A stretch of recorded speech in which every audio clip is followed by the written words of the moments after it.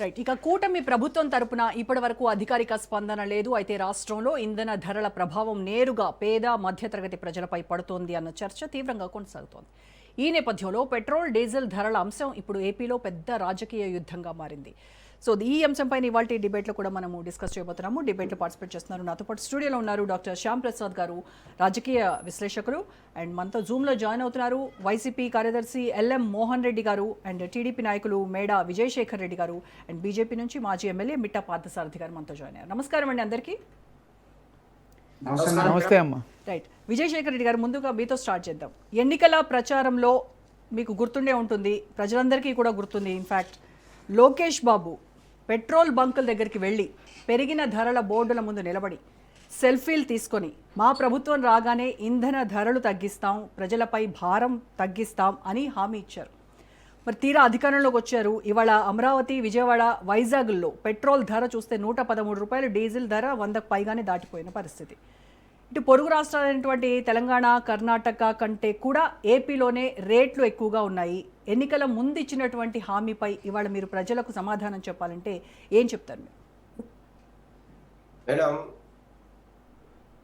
2019 TDP ప్రభుత్వం దిగిపోయే నాటికి ఆ రోజు డీజిల్ మీద స్టేట్ సంబంధించిన వ్యాట్ ట్యాక్స్ కావచ్చు, లేదంటే రోడ్ సెస్లు కావచ్చు, లేదంటే ఏదైనా ఫిక్స్డ్ సర్ఛార్జీలు కావచ్చు, ఆ రోజు ఎంత ఉన్నాయి.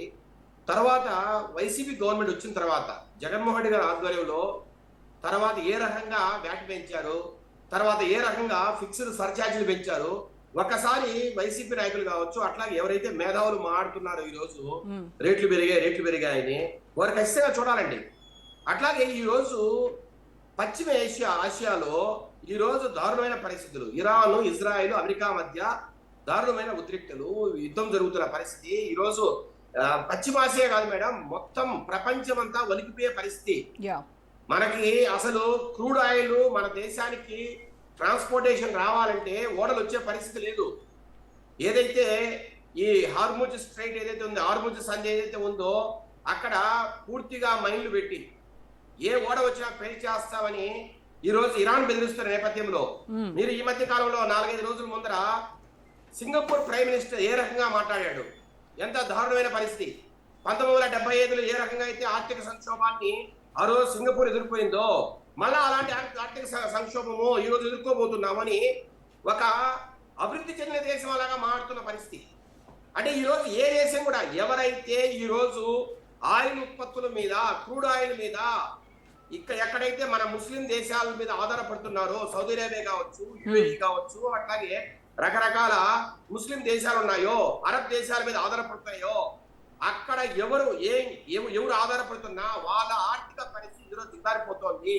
ఎందుకంటే మేడం ఈ మధ్యకాలంలో జరిగిన యుద్ధం వల్ల అక్కడ ఓడరేవుల మీద కావచ్చు, అట్లాగే వారికి ఉన్న మౌలిక సదుపాయాల మీద కావచ్చు, అంటే ఎక్కడైతే వాళ్ళు ఆయిల్ సప్లై బయటకు చేస్తారో, ఆయిల్ బయటకు చేస్తారో ఆ మౌలిక సదుపాయాలే దెబ్బతీసిన పరిస్థితి ఇరాను. కాబట్టి ఈ రోజు మనకు వారు అసలు సప్లై ఇవ్వలేని పరిస్థితి. విజయ్ గారు మీరు చెప్పినట్టుగా ఓన్లీ భారతదేశమే కాదు, ప్రపంచవ్యాప్తంగా అనేక దేశాలు కూడా ఈ యుద్ధ సంక్షోభానికి ఠారెత్తిపోతున్నటువంటి పరిస్థితి ఉంది. ఎస్పెషల్లీ ఇంధన ధరలు, ఇంధనం మనము అక్కడ పక్క దేశాల నుంచి ఇంధనాన్ని తెప్పించుకుంటూ ఉంటాం కాబట్టి స్ట్రైట్ ఆఫ్ హార్మోజ్ ఇష్యూ వల్ల ఖచ్చితంగా ఇంధన ధరలు పెరిగాయి. ఎక్కువ ధరకు మనం కొనుక్కుంటున్నాం కాబట్టి ఫారెన్ ఎక్స్చేంజ్ రిజర్వ్స్ అనేవి కరిగిపోతున్నాయి. దానితో రూపాయి విలువ పడిపోతుంది. దీనివల్ల కేంద్ర ప్రభుత్వం కూడా కొన్ని సూచనలు చేసింది, తగ్గించుకోమని చెప్పింది, ఎక్కువ అదనపు ఖర్చులు, హంగులు, ఆర్భాటాలకు వెళ్ళొద్దు అని చెప్పింది. ఈ రోజు 40 రోజులు మించిన పెట్రోల్, డీజిల్ ఉత్పత్తులు మన దగ్గర లేవు. ఈ రోజు మన దగ్గర ఉన్న ఉత్పత్తులు ఏదైతే ఉన్నాయో అవి 40 రోజులు మాత్రమే సరిపోయే నిల్వలు ఉన్నాయి. అవును. తర్వాత అసలు పరిస్థితి ఏంటి? అసలు ప్రజా రవాణా అసలు ముందుకు సాగుతుందా? కార్లు, బైకులలో తిరిగే పరిస్థితుందా? మేడం నాకు తెలిసినంత వరకు దారుణమైన పరిస్థితి మనం చూడబోతున్నాం.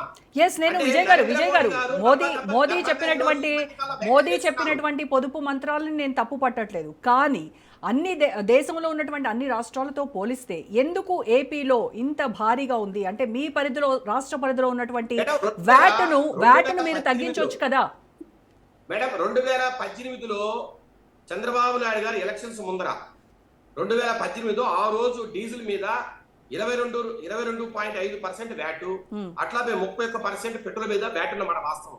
అట్లాగే ఫిక్స్డ్ సర్చార్జ్ రూ. 4 ఉన్నది.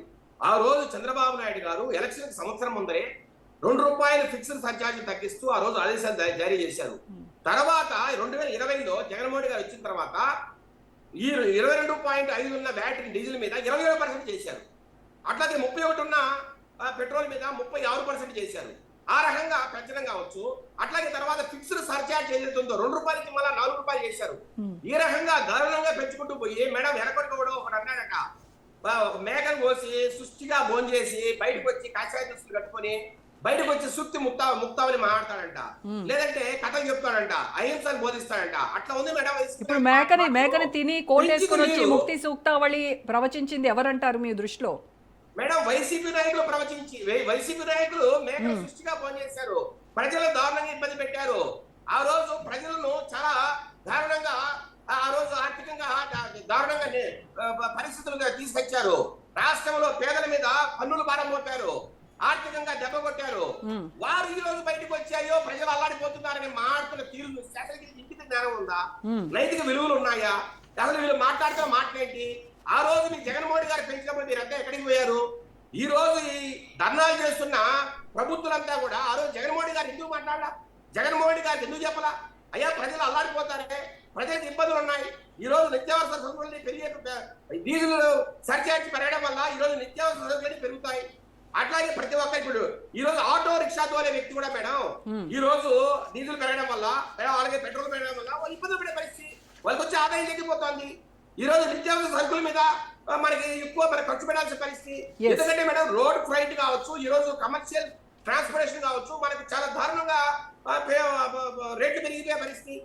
అట్లాగే అగ్రికల్చర్ ఏదైతే మనం చేస్తున్నామో అగ్రికల్చర్ హార్వెస్టింగ్ కావచ్చు, అవన్నీ కూడా డీజిల్ కన్జంప్షన్ మీద ఆధారపడేది కదా మేడం. ఒకప్పుడు 8,500 కిలోలీటర్లు వాడుతున్న ఆంధ్రప్రదేశ్ గత 5-6 సంవత్సరాల్లో ఈ రోజు 10,000 కిలోలీటర్లు వాడుతున్నారు మేడం ప్రతిరోజు. ఆంధ్రప్రదేశ్ కన్జంప్షన్ అంటే 15-20% ఈ రోజు కన్జంప్షన్ పెరిగింది. రైట్. మొత్తం మీద దేశంలో ఇంధన ధరలు పెరగడానికి కారణం మిడిల్ ఈస్ట్ సంక్షోభం. తర్వాత మీరు వ్యాట్ తగ్గించకుండా అదే రోడ్ సెస్ని అదే కంటిన్యూ చేస్తూ మొత్తం దేశంలోనే ఏపీలో ఎక్కువ పెట్రోల్ ధరలు నిర్ణయించడానికి కారణం గత ప్రభుత్వం చేసిన తప్పులు, అంతే కదా మీరు చెప్పేది? రైట్ అండి, మాట్లాడదాం. ఎస్ విజయ్ గారు మళ్ళీ మాట్లాడతాను. పన్నులు వేస్తూ కూడా ఎక్కడ డెవలప్మెంట్ లేదు. మీరు ఏమైనా పోలవరం కట్టారా, లేదంటే వెలుగుండ కట్టారా, లేదంటే ఏమైనా అమరావతి కట్టారా?